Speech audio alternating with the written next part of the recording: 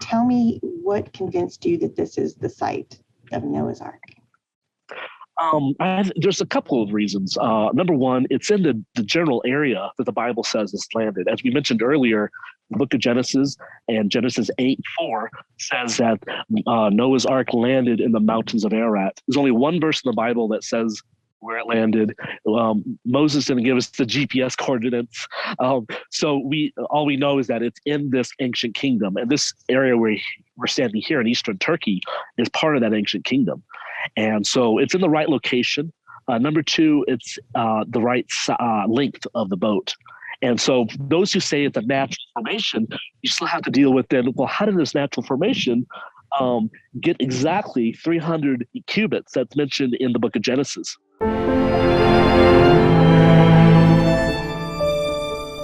So Andrew, first of all, I guess, is it Darupanar? How do you pronounce that? Yeah, Darupanar. Darupanar, okay. Yes. And how close is that to Mount Ararat? Pretty close, right?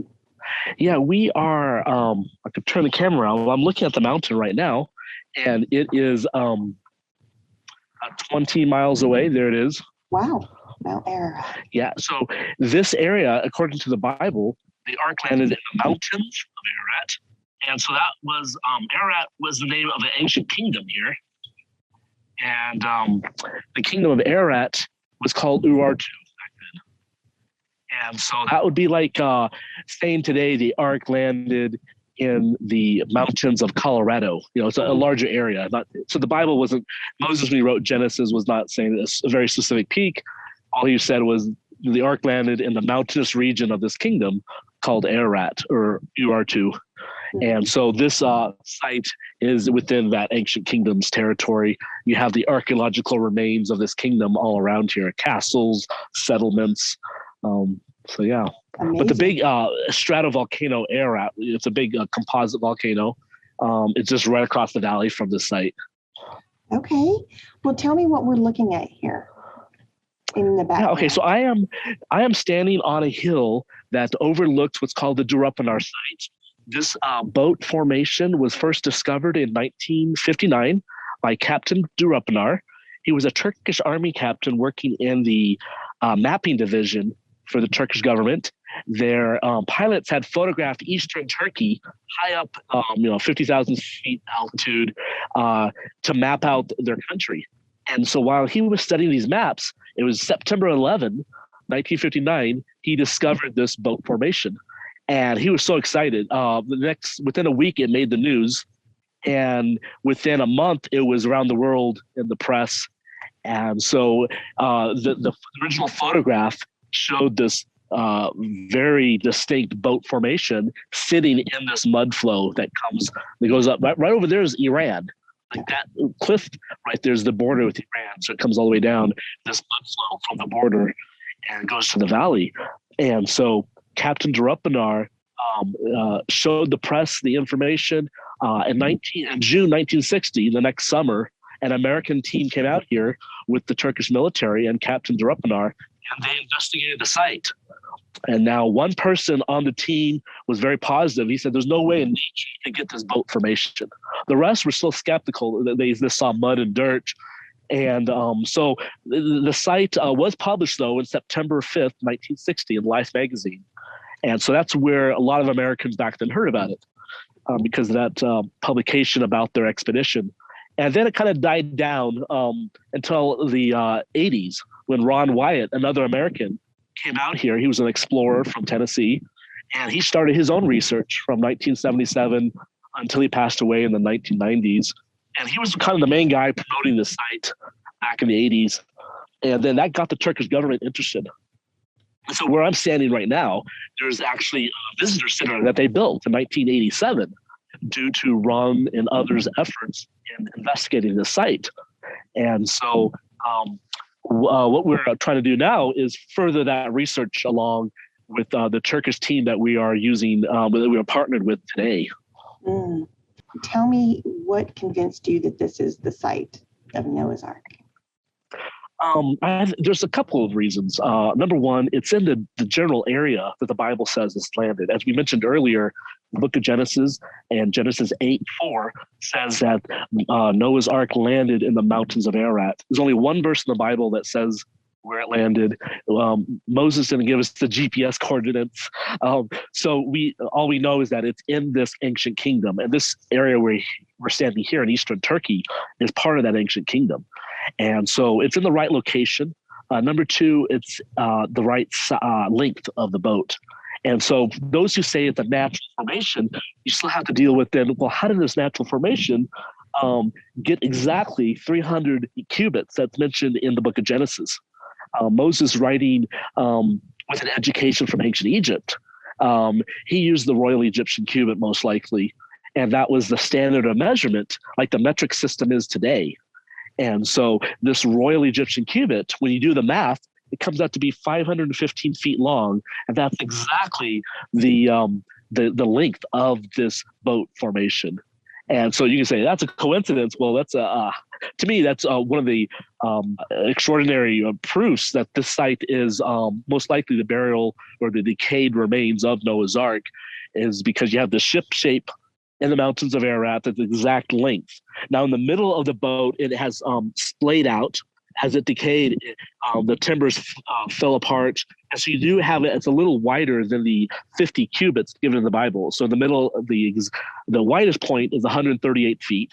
But from our scans that people have done over the years, we are seeing 3 different layers below the ground. And so in the biblical account, it talks about 3 decks. And so there are unique characteristics of this site that should get people, thinking like, well, if this was natural, how do you get a ship shape with distinct layers and patterns below the ground only within the shape of the ship? And so if this was a natural object, you think it'd just be random rubble, a rock and dirt. And you're not saying that with the geophysical scans that they've done over the years with ground penetrating radar, with electrical resistivity, the ERT scans. And so we hope to continue that this year with the Turkish scientist. Right. So that's one thing I wanted to ask you. You did the scans. What is next in the process of determining, Noah's Ark, whether this is Noah's Ark? What is the next process? Well, so there were scans done for the Science Channel back in 2019, and that actually hit the press just a couple of days ago, actually, the results from those scans. But the Turkish government, they would like to get their own official results. So they're going to actually do 2 different types of scans with radar coming up this month. And so they're looking at, there's different types of frequencies that you can scan in the ground, and they penetrate at different depths, and they give you different resolutions. And so they use the different antennas to kind of focus in the ground, depending on the soil type. So with this soil, they're looking at using a 500 megahertz antenna and a 250. So basically what that means is that they're going to get really high resolution, 2 to 3 to 4 meters down. And then they'll get also deeper scans to see what they can find, more into the ground. And so they need to get their own data. So that's what they're going to start this month on. So besides the ground penetrating radar, again, ERT, which was done in 2014, but that was done by a private individual, John Larson from New Zealand. And his results were spectacular. They actually showed the shape of a hull below the ground there. But again, it was not official Turkish government scientists working out here through their universities. And so when we ask if we could excavate the site, under their permits and with their supervision, they basically said, well, first, we would like to get our own geophysical data. So this is the scans. They would like to get their own scans done. Second, they want to core the site. So these are, it's a geological tool, but they also use it in archaeology, and it drills like 3 to 4 inch core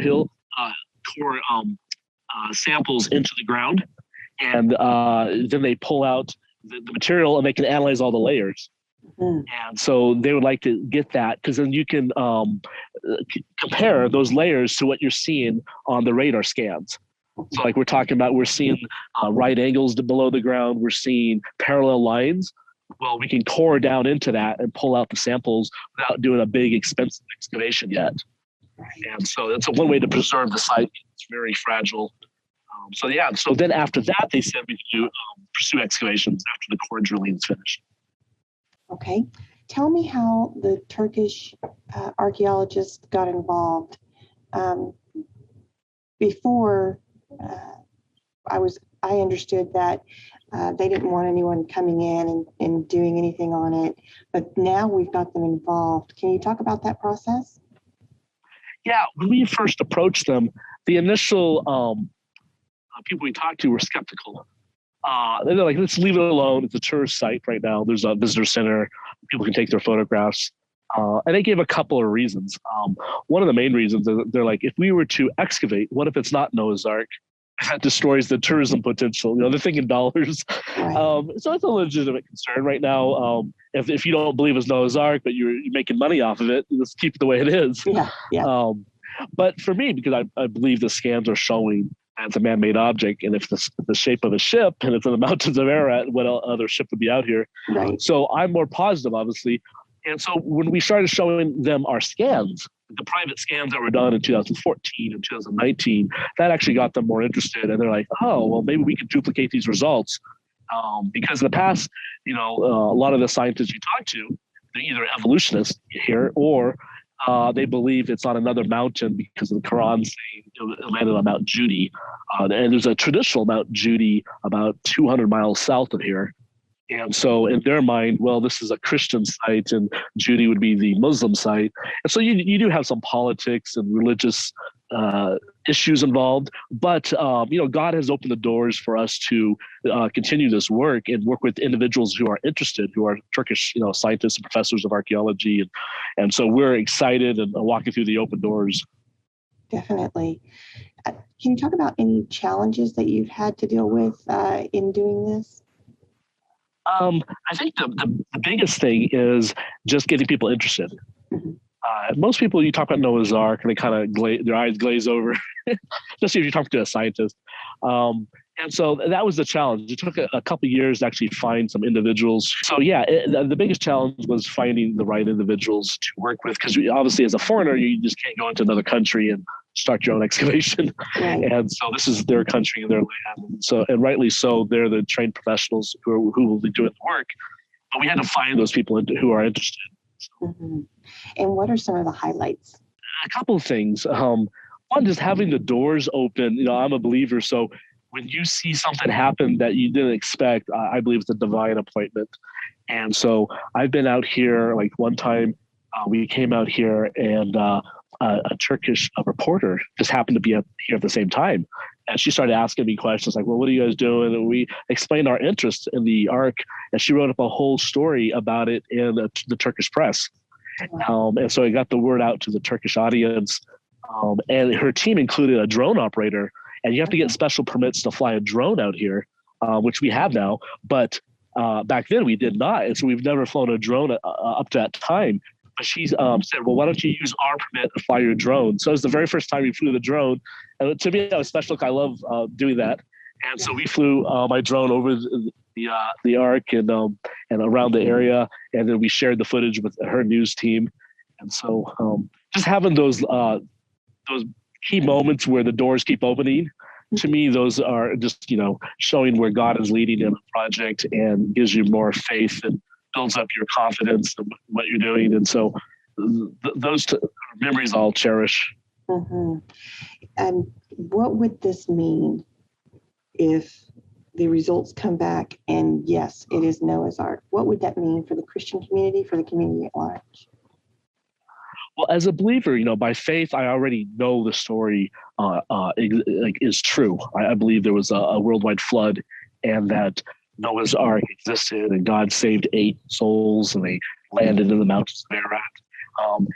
But to find physical proof of a story that happened so long ago, the story that you hear as a child, you read in children's books, maybe you've seen a Hollywood movie about it, something that seems so spectacular, like a global flood. And so when you find something like that, that could prove something, a key event in the Bible, not only does it strengthen your faith, but it helps those who have doubts. And so there, obviously there are people out there who need extra evidence, physical evidence, like doubting Thomas, when he needed to see the proof that Christ was resurrected, that the nail prints in his hands and the where the spear went into Christ's side. He needed to see that, and so God gave him that proof because he requested it to build up his faith. And I know there are people out there who are not Christians, who are or not even of any faith. And so something like this, I believe, would be key in helping them understand who God is, showing the reality and historical accuracy of the Bible. And also that there is, the story of the flood is a story of salvation. Those who did not make it on the ark, who did not believe by faith to go into the ark, were not saved. So there was a judgment aspect.